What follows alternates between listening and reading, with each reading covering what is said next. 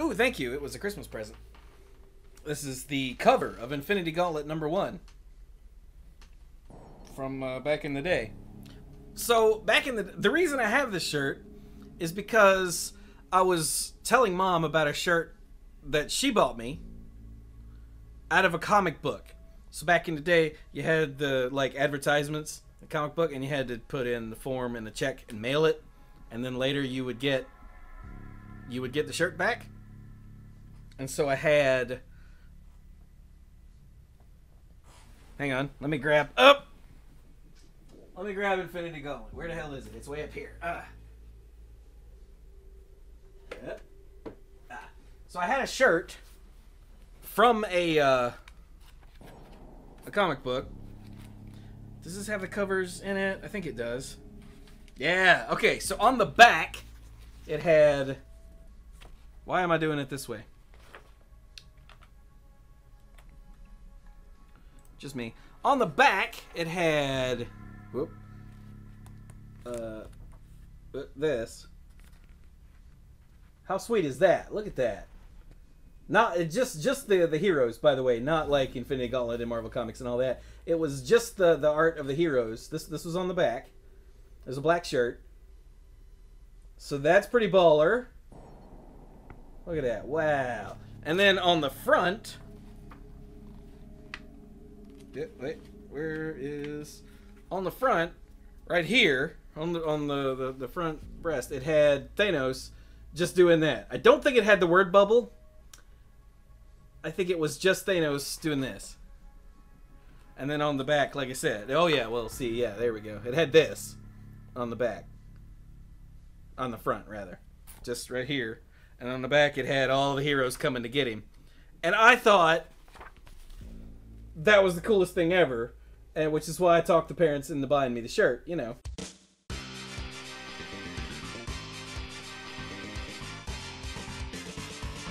And Mom, I was telling her about this. I'm like, I actually had, like, comic book shirts back in the day, but you had to get them from a comic book. And she goes, what are you talking about? And I told her about that shirt. And I had another one. It was a white shirt. And it was like a Marvel 50th anniversary thing with a whole ass load of heroes across the front of the shirt, with Captain America holding up his shield in the center.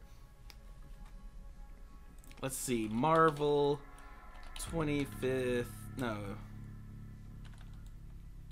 It wasn't 20. It was the 50th anniversary. When was that? No, it must have been 25th. Holy crap. Okay. Marvel 25th anniversary. Images. No, it was not 25th anniversary.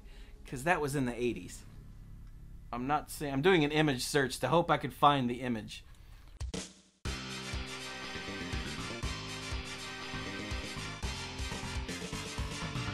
But anyway, I was telling Mom about that and trying to remind her of the...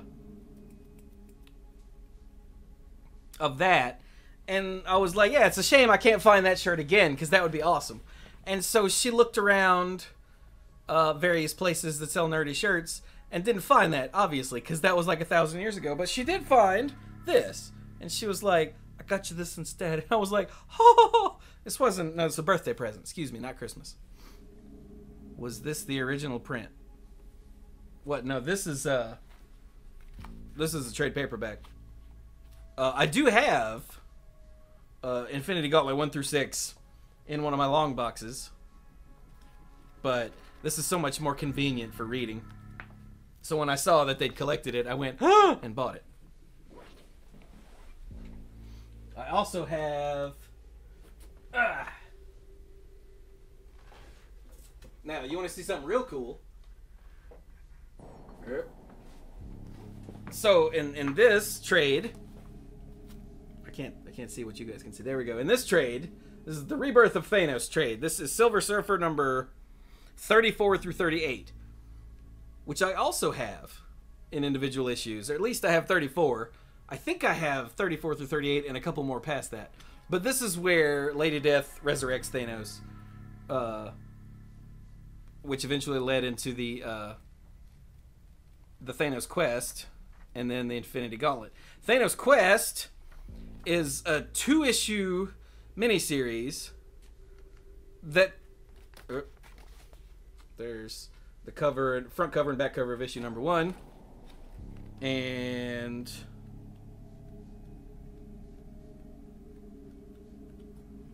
oh, there we go. Issue number 2. The Thanos Quest is the tale of how Thanos went about getting the 6 Infinity Gems. And it's really good because Thanos has been one of my favorite characters since I was a wee lad. Probably because of things like this. But years later, Mom actually went through one of our local comic shops and found me Thanos Quest 1 and 2. But again, it was reprinted in a way that's easier to read. But this is one of my favorite stories in comics ever. I loves it. Yay! Come for the Halo Wars. Stay for the nerding out over Marvel. I also have Infinity War, which was not as good. And I have, in individual issues, Infinity Crusade, which was bad. This was bad. But yeah, like I said, I just love Thanos. I always have. So when he showed up in that that post-credit scene in Avengers, I almost shit right in the theater. I just went, I leaned forward and went, and tears came to my eyes, and I couldn't move or think. I was just, and Mom goes, I recognize him. Who's that? And I went, because he's my favorite. So, yay. And while I'm not super thrilled with the way they portrayed him in the MCU, they couldn't have done him like comic book proper. So, it's fine. I still liked that version of the character. And also, I don't like what they did with him later in the comics, so whatever. But yay. Who do I think the next big baddie will be? Dude, I don't know. I've been trying to figure that out. Like, they could do something like who else is a big threat? They could do something like Kang the Conqueror and do some time travel things. No one really knows who he is, really. But now that they have the rights to the Fantastic Four back, I think they could build up to Doctor Doom and do it well. But, like, I don't know. Because the movies are an entirely separate entity, you know, from the comics, you could take, like, anybody and turn them into a big threat with a proper build-up. And if there's anything that Galactus... I read the word Galactus and now there. But if there's anything that Marvel has shown that they can do, it's build-up. They can do build-up like a fucking boss. And so, like, they could take someone like cheesy like Kang the Conqueror and turn them into something terrifying. Excuse me, if they wanted to. Yeah, I really hope... So, I was listening to somebody, I don't remember who it was, it might have been School of Movies, it's probably School of Movies, but I really hope they don't do a Fantastic Four movie, and they don't introduce Doom immediately. I really hope that they do, like, the Fantastic Four just show up in some other movie, because we don't need another freaking Fantastic Four movie. We just don't. We all know who they are. Just insert them. It's like we didn't get a Spider-Man origin story. That was good. We don't need a Spider-Man origin story. We don't need a Fantastic Four origin story. Just insert them somewhere. I'll be like, I know, we'll go see Dr. Richards. And that would be cool. And then just don't mention Doom. Just leave him alone. Just leave him alone. And then introduce him later. Like, in the same way they did Thanos, with like a cutscene of someone putting on the metal mask and all of us going, shit! And that would be amazing. And then later, build him up again, like directly, and then it'll be good. Don't just be like, oh no, here's the Fantastic Four and Doctor Doom. Because we've done that several times. And you know what? It is yet to work in films. Now, granted, they weren't Marvel movies. They were, was it Sony? Sony bullshit movies? Fox bullshit movies? It doesn't matter. They were bullshit movies. I'm trying to figure out if they're going to what they're gonna do with the X-Men, like with mutants in general. And I don't know. They might not know. Mr. Sinister? Mr. Sinister is too far up his own ass, is the problem.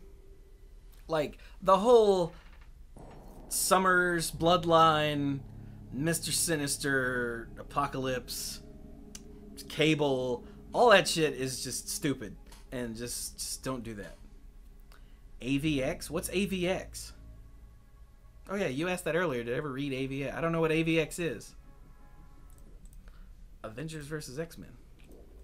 I don't know, did I? From 2012. No, I did not. Because I haven't read any comics since then. I was thinking something older than that. You know, now that we've got the cosmic thing, we could work in, like, the Shi'ar. That'd be cool.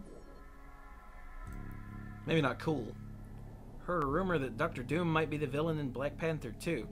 You know, I could see that. As long as he's not, like, the Ooga Booga bad guy. I really don't want him to be out in front, in armor, zotting people and getting the shit kicked out of him. Because he's, like Black Panther, you know, he's the king of his own country, just... In fact, I really hope that they just drop the word Latveria somewhere in a movie somewhere, and then don't do anything with him. Just say... Have, like, Nick Fury or something say that guy in Latveria. And just that. So we all go, wait, what'd he say? What? Something. Just don't just, like, have him out in the super armor, zotting people, and someone kicking his ass. Because that's a horrible waste of Dr. Doom. Because Dr. Doom is another one of those, like, best villains ever. Ever. But you'd never know that from watching any of the movies. The Beyonder and Secret Wars. Ooh. I think, much like Civil War, I think if they were to do a Secret Wars thing, it would have to be completely different. Like, completely different. Like, the same in name only. And that's kind of it. Because Secret Wars, as written, doesn't work for movies. Madam Web? Nothing like a blind, disabled soothsayer, fortune teller, future seer, whatever she was, in a really cool, like, room. Madam Web was a weird character. You're more of a DC guy. Boo. I was always a Marvel kid growing up, but I think the only reason for that is the places where I bought comics only had Marvel comics. Like, drugstores and grocery stores and whatnot, they only had Marvel comics. For some reason. I don't know why. I guess that was the deal. But then, when I started going to, like, comic shops and I saw DC Comics, and I was like, huh. As I knew who Superman and Batman and a couple of the others were just from absorbing it, but, like, I didn't care. I have more DC Comics in trade paperback form than I do in individual form, except for, so I have the Death of Superman, at least the one issue, 75. It's like a third or fourth printing, so it's not like anything popular, anything good. And then I have the Funeral for a Friend storyline, and then I have the entire Reign of the Superman. What was it called? Yeah, the Return of Superman. With the 4 different Supermen. I have all of those in individual issues. And then I realized, this is dumb, and I stopped buying all that crap. Do I have any Batman? I think I've got that shiny one where Asbat's put on the new outfit, like the last, I think it's the last chapter of Nightfall. I have Nightfall in trade. I have a shitload of DC trades compared to individual issues. Like, I've got the Long Halloween and Dark Victory and Catwoman When in Rome and both Nightfall and Night's End and The Dark Knight Returns. What is that? Sword of Azrael. There's something else there I can't read. Year 1, Saga of the Swamp Thing. That Alan Moore run that started with the anatomy lesson and changed everything about Swamp Thing.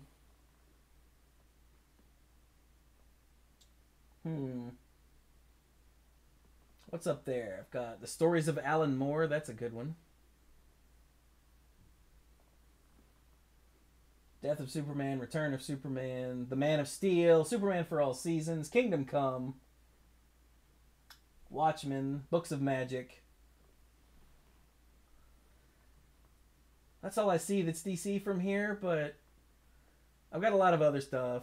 Astro City. I fucking love Astro City. Marvels. Universe. Earth X, Universe X, and the first half of Paradise X. I never got the second half. I don't know why in trade.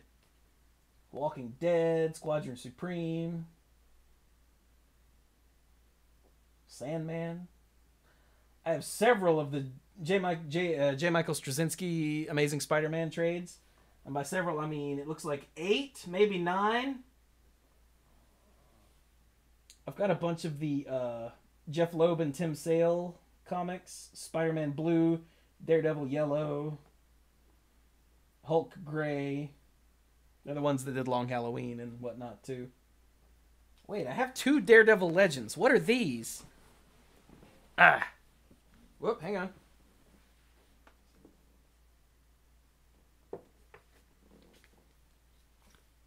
There's Daredevil Yellow. I got a Man Without Fear trade. I forgot. I have these in individual issues too, because Mom, this is another thing, Mom. So, Mom would be like, make me up a Christmas list. And I'm like, well, I have a list. It was just a list of stuff I wanted eventually. And Mom would just go through and hand it to the comic shop guy and be like, get as much of this as you want. And I'm like, that wasn't a Christmas list. That was just a list of stuff that I had in mind for the future. And she goes, well, now you've got it all. And I went. And yeah, she got me Man Without Fear, I think 1 through, 5? I think it's 5 issues, 6, whatever. But eventually I found it in trade so I could read it more easily. Yay! Ooh, you have Thor in trades. But which Thor? There were like several different runs of Thor. The very first comic I ever read was Thor. Yeah. I don't remember the number, but it was the one where it's Thor. It was right after, what was that crossover? The Evolutionary War. And Thor and Hercules and Eric Masterson, remember him, come back from somewhere. And Thor shaves off his beard. And Hercules freaks the fuck out because the warrior man just shaved his beard off. And now he looks like a bitch. He didn't say that, but that was what he meant. And then they're doing stuff, and this guy called Mongoose attacks, and Eric jumps in the way of a Zot that was supposed to kill Thor, and he falls down dead, or mostly dead, and Thor calls Odin and says, Odin, save him.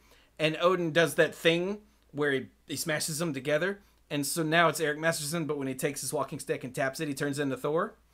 I have that episode, that issue. That was the very first comic I ever read, and I was blown the fuck away. I was like, I had no idea who any of these people were, but it was awesome. Yeah, and then what got me hooked, so it was this, Mom got me this like comic book starter kit when I was little. For Christmas, it was like just a random collection of Marvel comics that were current at the time. And there were 3 books in it that all had Beast. There was an issue of X Factor, an issue of New Mutants, and a Marvel Comics Presents that had an old Spider-Man story. And all 3 of them had the Beast on the cover. Like what? So the Spider-Man one, like I said, it was an older, it was a Marvel Comics Presents, and I think it was an old reprint. But Beast was all goofy and happy and friendly looking. And then on the X Factor cover, he was on top of something about to beat the shit out of it, but he just looked like a blue guy with fur. And then on the New Mutants cover, he looked like a blue, like, beast. No pun intended, but he had like fangs and he had there were no pupils in his eyes. And I'm like, this is all the same character. And I was hooked. because this one character showed up in these 3 different stories, and it was the same character, but he like acted differently in one of them than the other 2, and I was just amazed. I was like, wow. And that's what got me into comics. But the first one I read was the Thor one, and that was like, oh, that's cool. And then the Beast thing happened, and I was like, it's like, they can do that? They can have the same characters in multiple comics? That makes sense, because it's like a interconnected world, because Marvel Comics was doing that years before the movies ever did. Duh. Why not do the High Evolutionary? I don't know. Because he's dumb? I think because he's dumb. Yeah. Now I'm trying to find that old shirt, and I'm not finding it. I can't even find like a Google image search of it. I bet I could find it in my old comics somewhere, because those ads were all over the place in comics of the day.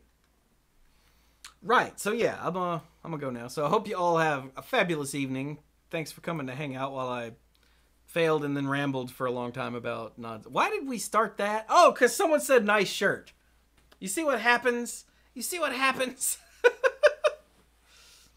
If you want to hear more of stuff like this, but with multiple people talking, you should become a patron at the odds and ends tier, the rare patron, because this is all Bill and I do.